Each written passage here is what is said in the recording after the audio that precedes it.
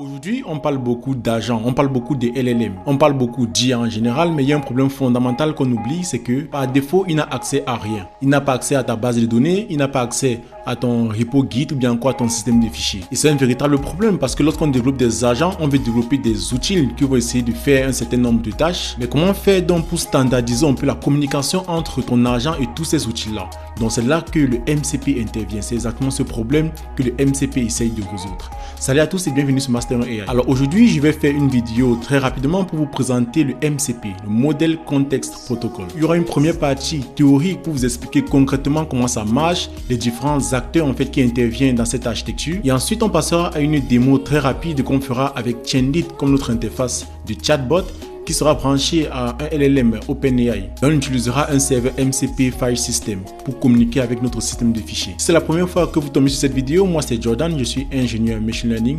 Donc au quotidien, je travaille sur des projets variés qui intègrent de l'IA. Sur Master AI, on vous fait une acculturation un peu sur le monde de l'IA. On développe avec vous des projets concrets.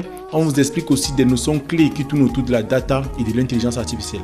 Donc surtout, n'hésitez pas à vous abonner si ce n'est pas encore fait et activer la cloche de notification pour ne surtout pas manquer les prochaines vidéos qui tournent toujours autour de l'IA, qui tournent autour de la data. Allez, vous êtes prêts? Let's go. Lorsqu'on met en place un agent, il y a une question clé qu'on se pose. Comment connecter proprement notre IA à des outils, des fichiers, des bases de données, sans toutefois bricoler une implémentation différente à chaque fois? Et c'est exactement à ce moment-là qu'intervient les MCP. La plupart des gens aujourd'hui, pour donner accès à des données à un agent IA, ils font généralement du sur-mesure. Une API ici, un plugin par là, ou encore une logique métier cachée dans un backend qui a été développé par exemple en Python. Et dans ce contexte-là, chaque outil fait un peu ce qu'il veut. On va directement se retrouver avec un code fragile, un code qui sera difficile à maintenir et à évoluer, difficile à auditer, même à sécuriser à grande échelle. Le MCP va donc venir standardiser en quelque sorte la manière dont une IA va justement accéder à son contexte et communiquer avec des outils externes. L'idée clé étant très simple. On ne veut plus coder des intégrations spécifiques pour chaque modèle et chaque outil. On veut donc un langage commun entre l'application IA et le monde réel. La meilleure métaphore qu'on entend souvent lorsque on parle de MCP, c'est celle de l'USB-C. C'est-à-dire qu'avant, chaque appareil avait son câble, mais aujourd'hui, on a un port qui est standard et des périphériques interchangeables. Le modèle Context Protocol joue exactement ce même rôle-là pour l'IA. Techniquement, le MCP va se reposer sur trois briques bien distinctes. D'une part, on aura le host, que vous voyez là. En fait, c'est l'application IA. Ça peut être un chat, ça peut être un agent, ça peut être même votre IDE, comme VS Code. Là, tout à l'heure, on va prendre le cas d'utilisation de Chainlit. Donc, on va utiliser Chainlit comme host et c'est lui qui va communiquer en fait avec notre modèle OpenAI. On va aussi voir qu'on peut avoir en fait le client MCP. C'est en fait la couche qui parle le protocole MCP. Ce que vous voyez là. Là, ça va gérer les permissions, ça va contrôler les accès. Donc, ça va essayer de standardiser en fait la communication. Et à côté, vous avez le plus important, ce sont des serveurs MCP. Vous voyez là, ce sont des serveurs, les différents serveurs MCP. Là, vous voyez par exemple le file system qui est un serveur MCP, la database, c'est votre base de données qui peut être un serveur MCP, votre repo Git qui est aussi un serveur MCP. Vous avez aussi des outils un peu qui sont spécialisés, qui ont été développés peut-être par vous et qui sont hébergés sur un autre serveur et accessibles du coup par API. Ce sont des serveurs MCP. En fait, ce sont des services qui sont spécialisés, qui exposent des capacités sous forme d'outils. Donc, le modèle ne parle jamais directement au serveur MCP, c'est toujours l'application qui garde le contrôle. Et c'est quoi du coup un serveur MCP? Quand on prend le cas par exemple de File System qui est un serveur MCP de système de fichiers. Donc ça va être donc un petit programme qui va exposer un certain nombre d'outils. Donc un serveur MCP c'est juste un tout petit programme qui va exposer un certain nombre d'outils à un format bien défini. Si on prend par exemple le cas du File System, il va exposer son serveur MCP avec des outils comme par exemple pour lire en fait le contenu d'un fichier, pour créer un fichier, pour créer un répertoire. En fait, ça, ce sont des différents outils. Ce sont des capacités que ce serveur en fait MCP expose. Ce qu'il faut savoir, c'est que chaque outil a un nom, a une description et a un schéma d'entrée très clair. Donc c'est à partir de ce nom généralement que des LLM font le choix en fait de quel outil il va utiliser pour réaliser une certaine tâche. Donc sans plus tarder, je vais vous faire rapidement une démo dans laquelle il va interagir en fait Chainlit. On va brancher le modèle OpenAI GPT-4o derrière et on va interagir avec un MCP server de File System. Juste pour que vous puissiez voir exactement comment ça marche concrètement. Donc là, il s'agit en fait d'un projet très rapide que j'ai créé dans lequel j'ai installé juste Chainlit. Pour ceux qui ne connaissent pas Chainlit, je vais juste mettre le lien en description pour que vous puissiez voir une vidéo sur Chainlit, voir exactement comment ça marche. En fait, c'est juste en fait, une librairie qui va nous permettre d'avoir très rapidement une interface de type ChatGPT. Ensuite, j'ai installé la librairie OpenAI pour interagir avec les différents modèles d'OpenAI. Donc là, en fait, je vais configurer mon modèle MCP File System. Il faut savoir que c'est un MCP Server Node.js qui va implémenter le MCP et donc exposer les capacités, les différentes capacités d'un fichier. Les différentes capacités du fichier. Ça veut dire quoi? La création, la modification ou encore la suppression. Donc on va voir ça tout à l'heure en bas. Donc là, ce que vous devez bien comprendre, c'est que ce n'est pas un plugin ni un entraînement. C'est juste un service, c'est un serveur qui va être exposé et dont mon modèle en fait aura accès pour pouvoir répondre à certaines questions de l'utilisateur. Donc avec Chainlit, il y a la méthode onChatStart. Cette méthode-là, ça sera celle qui sera exécutée en fait lorsque on va démarrer le serveur de Chainlit. Vous voyez là qu'on va essayer de récupérer de notre serveur les différents outils. Là, c'est le MCP Tools que vous voyez là. On va essayer de récupérer tous les outils qui sont exposés par le serveur File System. On va afficher ça à l'écran. Donc, lorsque on va démarrer le serveur, il y a ce message-là qui va être affiché avec les différents outils. Donc, je vais déjà exécuter le code en faisant juste un Chainlit run. C'est le main.py. Et là, on peut voir l'application s'ouvrir. Directement, un message s'affiche, MCP File System connecté, et voici le répertoire. Donc là, le répertoire par défaut, c'est le répertoire root. Donc c'est uniquement à ce répertoire-là qu'il a accès. Et donc, c'est aussi un point important. Il faut savoir que le MCP File System n'est pas censé donner en fait accès à tout ton disque. Il y a un mécanisme standard appelé le MCP root, qui sont les répertoires racines que le client expose au serveur. Donc là, il va définir ainsi les limites où le serveur est en fait autorisé à opérer. Donc, vous voyez que les outils disponibles sont readFile, readTestFile, readMediaFile. En fait, là, ce sont tous les outils. Et là, il dit, posez-moi vos questions.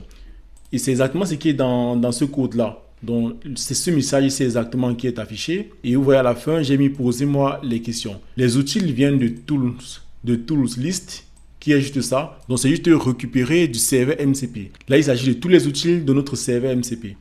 Ensuite, lorsque un message est envoyé, c'est généralement cette méthode-ci, la méthode main, le onMessage. En fait, quand vous envoyez un message via Chainlit, le message, il est récupéré dans le message.content. Et qu'est-ce qu'on fait ensuite? Lorsqu'un message est récupéré, en gros, on va essayer déjà de choisir quel outil va être utilisé en fonction de la question de l'utilisateur. Et c'est donc là que vous avez besoin d'un LLM. Parce que le LLM va essayer d'interpréter la question qui lui a été posé, essayer justement de choisir l'outil approprié pour pouvoir répondre à cette question-là. Donc, lorsqu'il va recevoir le message, il va essayer de choisir l'outil. Donc, c'est le premier appel qui est fait là. On va essayer de passer tous les outils de notre serveur MCP à OpenAI. Et lui, à la fin, il est censé choisir l'outil qu'il va utiliser pour pouvoir répondre à la question de l'utilisateur. Ce qui est important, c'est qu'avant de transmettre ces outils en fait, à OpenAI, il faut qu'on formate, en fait, on change le format de l'outil. C'est cette fonction-ci qui va convertir justement des outils de MCP au format qui est acceptable par OpenAI.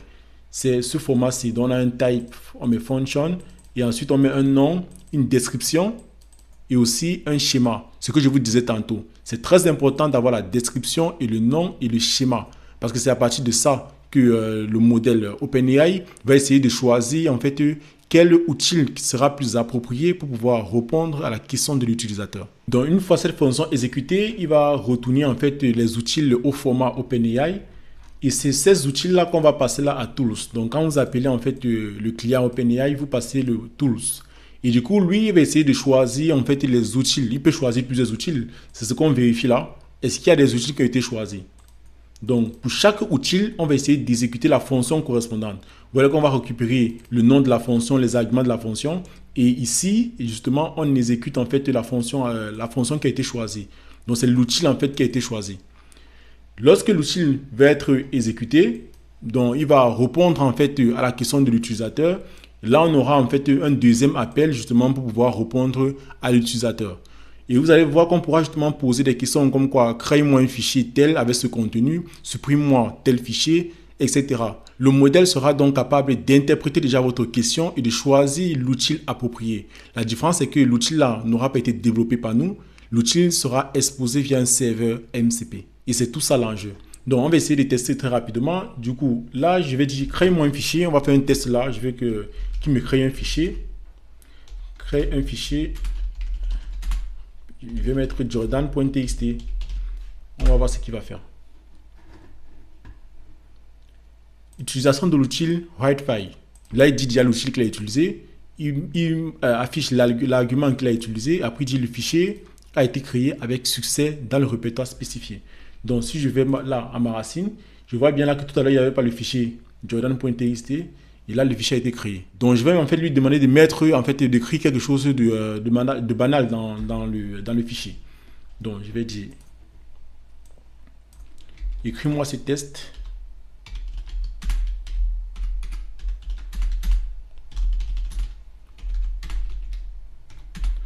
Dans le fichier.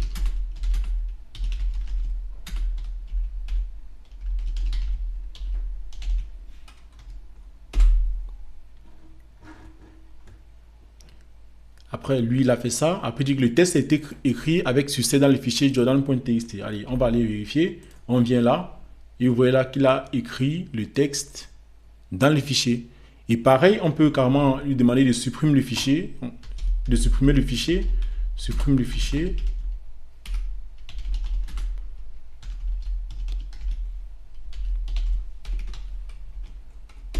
Donc, il a utilisé l'outil MoveFile. Il dit que le fichier a été déplacé à jordan.txt.back. Donc là, en fait, il n'a pas complètement supprimé le fichier. Il a déplacé. Après, il dit si on veut supprimer définitivement, on peut toujours lui dire. Donc, on va aller voir. Voilà que le fichier n'existe plus. Et c'est ça, en fait, qui existe actuellement. Mais le fichier de base n'existe plus. Donc, il peut sauvegarder quand même un backup. Donc, c'est un peu ça. On peut lui demander carrément de renommer le fichier. Donc, on va lui demander un peu d'afficher le contenu. Donc là, quand par défaut, on installe Chainlit et qu'on lance le serveur Chainlit, il y a un fichier Markdown qui est généré. Donc, je vais essayer de lui demander de m'afficher le contenu du fichier chainlit.md. Donc, on va faire ça. Je vais dire, affiche-moi le contenu du fichier chainlit.md. On va voir ce qu'il va faire. Donc là, il utilise read text file. Et voilà ça. Du coup, il me dit, voici le contenu du fichier chainlit.md. Il m'affiche exactement le contenu du fichier. Donc, j'espère que vous savez un peu à présent comment fonctionnent les modèles MCP et comment ça interagit avec les différents outils. Si vous avez besoin du code, je vais justement partager cela sur Git et mettre le lien en description. Comme ça, vous pourrez avoir accès et vous pourrez aussi faire des tests de votre côté. On arrive pratiquement à la fin de cette vidéo. J'espère que vous avez aimé le contenu. N'hésitez pas à poser les questions en commentaire. Bien évidemment, je vais essayer de répondre en fait à toutes vos questions. Ce qu'il faut savoir, c'est que le MCP ne va pas rendre vos modèles ou bien vos agents plus intelligents, mais il va les rendre plus utiles, plus connectés un peu à votre environnement et il va surtout standardiser en fait la communication avec vos différents outils, avec vos différents serveurs MCP. Si la vidéo vous apprend des choses, n'hésitez pas à lâcher un pouce bleu car cela nous soutient énormément. Mais surtout, n'hésitez pas à vous abonner sur Master AI pour ne pas manquer des prochaines vidéos tout aussi intéressantes. Je vous dis donc salut et à très bientôt sur Master AI.